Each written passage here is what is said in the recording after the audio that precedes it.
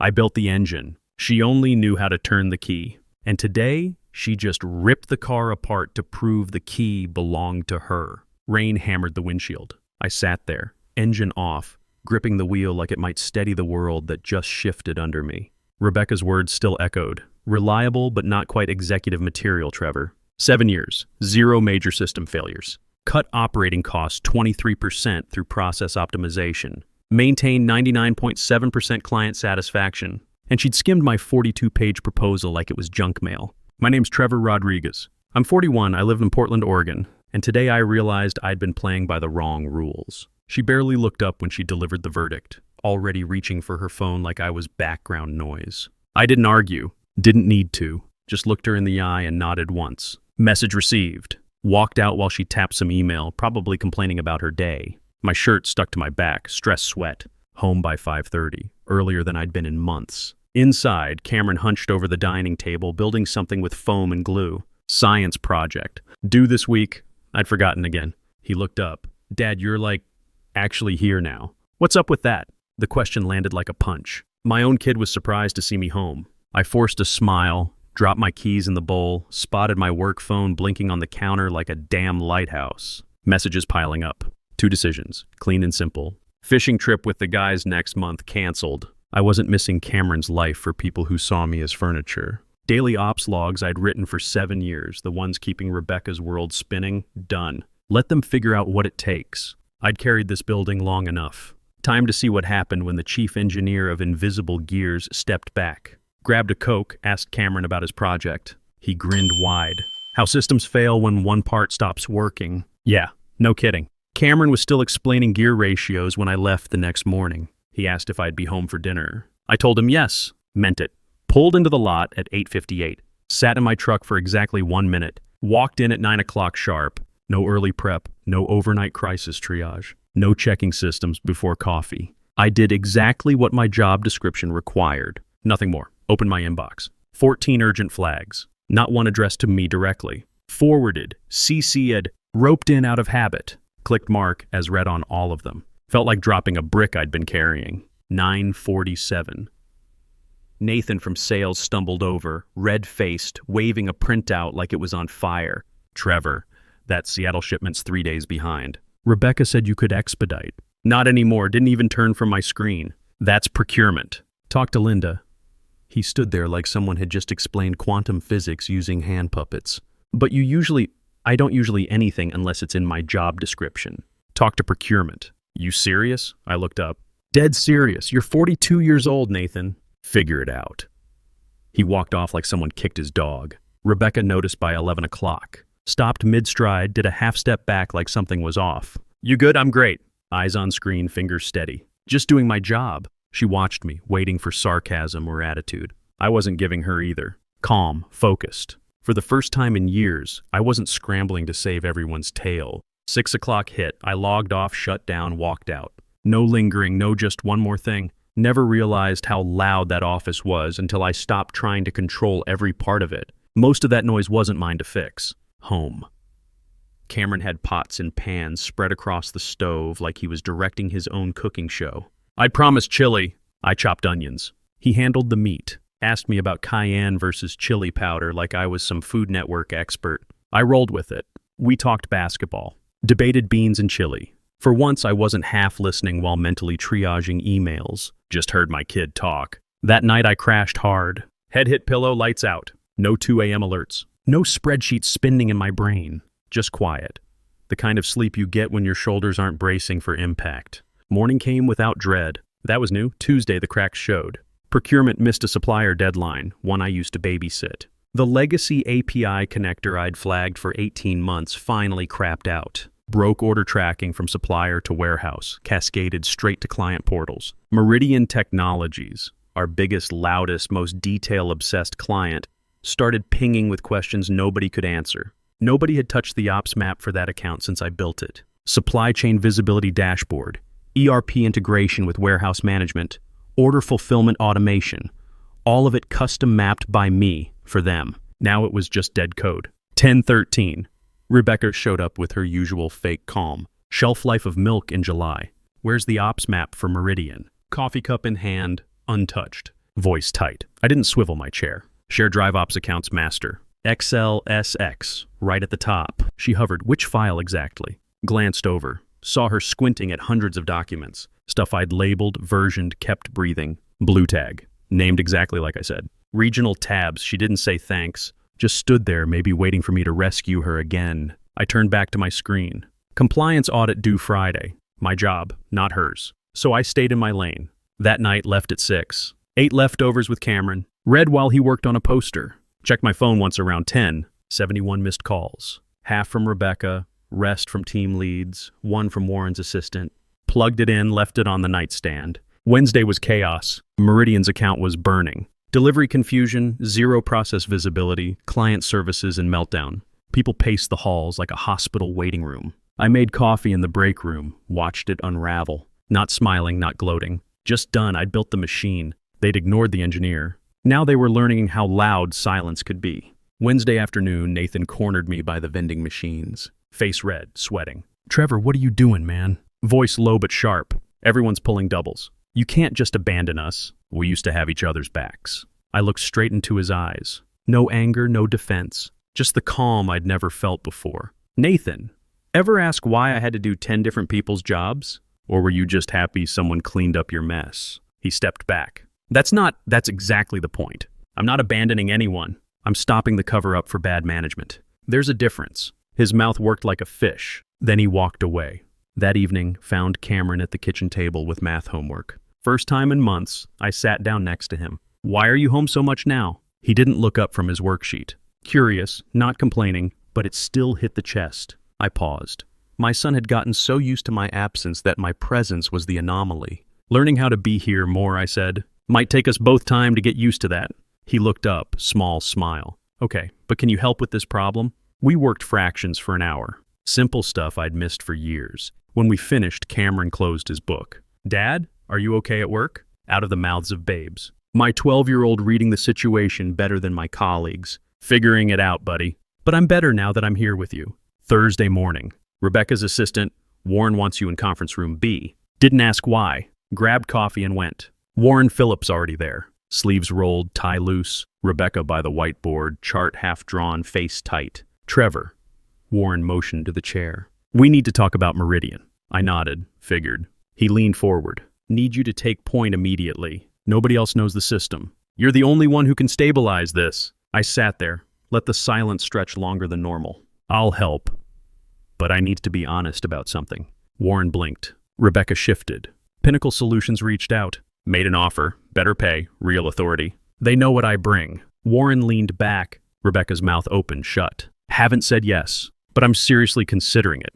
Warren studied me. What would it take to keep you? I shrugged.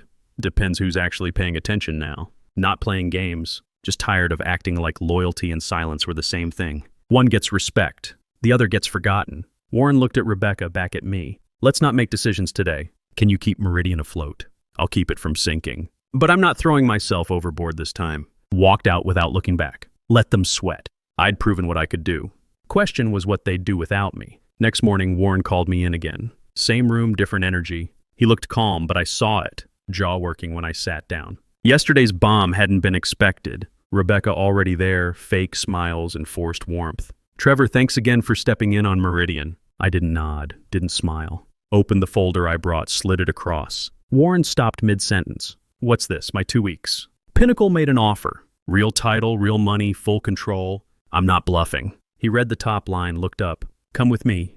Rebecca's face twitched like she'd swallowed nails. Warren's office. Door shut. He leaned against his desk, looked right at me. Didn't know you got passed over. If I had, things would have gone differently. Maybe, but they didn't. He nodded once. Respected that I didn't let him off the hook. Been watching your numbers for 2 years. Know what you've built. You're one of the few who actually make this place work. Opened his drawer, pulled out a file. Director of Operations starting Monday.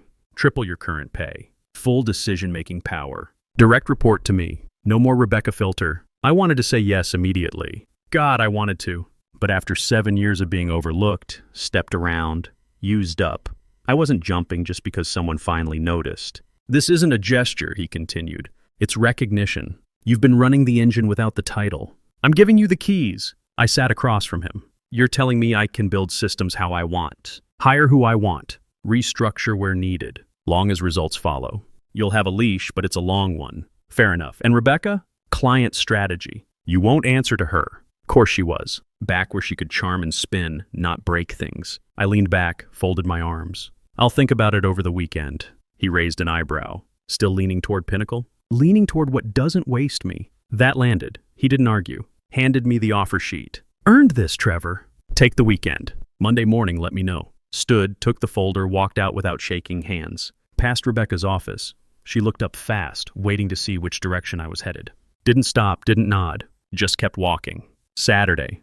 Cameron and I hit the high school basketball game. Cold bleachers, pep band too loud, overpriced nachos. Kid was beaming the whole time, calling plays like he was coaching. I sat back, soaked it in. First time in forever I didn't feel the itch to check my phone. That night, after Cameron crashed mid-movie, I called my brother Alex. You sound like hell, he said. Long week, got a job offer. Another one, this one's internal. Director role. Real authority. Good money, report straight to the VP. He whistled, about time. I paused. Thing is, I don't know if I want it. Silence, then, let me guess. Rebecca's still there. Yep, another pause. Then he hit me with it. You want revenge or a clean break? That stopped me cold. We talked more, hung up, but that line kept ringing. Wasn't about revenge. Didn't want Rebecca gone. Didn't need to see her fall. What I wanted was to change how the whole damn place worked. No more propping up weak leadership. No more rewarding silence. I wanted to fix what was broken, not torch it and walk away. Monday morning showed up before 7. Office quiet, lights low. Sat outside Warren's office until he arrived. You're early. Got your answer. Motioned me in. I shut the door, sat across from his desk. I'll take the job. 2 conditions. He nodded. 1, I get hiring control. My team, my structure, no interference. Done. 2, Rebecca stays. Made him blink. You serious? I'm not here to settle scores. I'm here to fix the rot. He studied me, slowly nodded. Think you can change it? No, I can. Pulled out formal paperwork, slid it across. Let's do it. I signed without hesitating. Warren stood, offered his hand. I shook it. Firm, clean, no words needed. By the time I left his office, the building was waking up. Same old noise, but it felt different. This time I wasn't cleaning up. This time I was in charge of what came next. 10 a.m. company-wide email went out. Subject, new director of operations, effective immediately. My name, my title, my role. Bold letters sent by Warren himself. Pop-ups started. Drive-bys followed. People who hadn't said more than hey for 7 years suddenly appeared with wide smiles. Long overdue, finally someone who gets it. Janet from accounting, same one who'd called me ops guy in front of clients, asked for a sit-down. Maybe next week, I said, kept walking. Past Nathan by the vending machines. He straightened like a kid caught ditching. So, does this mean you're my boss now? I looked at him. Depends. Still expecting me to fix your job for you? Face went red. Weak laugh. Fair. Look, Trevor, I owe you an apology. Been thinking about what you said. About the 10 different jobs thing. I waited. You were right. Got comfortable letting you handle my failures. Wasn't fair to you or anyone. Number, it wasn't. But recognizing it's the first step. For the first time in years, Nathan looked me in the eye without desperation. Think you could teach me to do this right? I nodded. We'll see. New desk, same spot, new nameplate. Going through system maps when Rebecca approached, binder in hand. Didn't say hi, just set it down. You'll need this for tomorrow's executive brief. Voice tight as ever. Thick binder, color tabs, charts, spin. I closed it with one hand. Thanks. She didn't move. Arms crossed, nail tapping her elbow. Then she said it. Didn't block your promotion because you weren't good enough. Made me look up. You were my safety net, Trevor. My insurance. I knew I could rely on you to catch what I missed. Nobody taught me how to do what you do. I just knew how to manage people. Voice cracked slightly. I was scared that if you moved up, I'd be exposed. So I kept you down to keep myself up. I pushed back from my desk, stood up. Not rushed, not heated. Level, you're right. It takes a different kind of bravery to admit you don't know something. I'm building a team that's not afraid to say, I need help. She nodded, tight.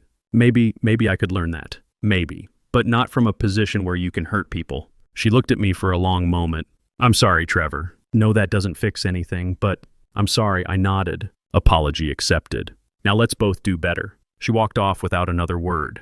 Didn't feel like winning. Felt like finally hearing the quiet part out loud. Spent the rest of the day putting pieces in motion.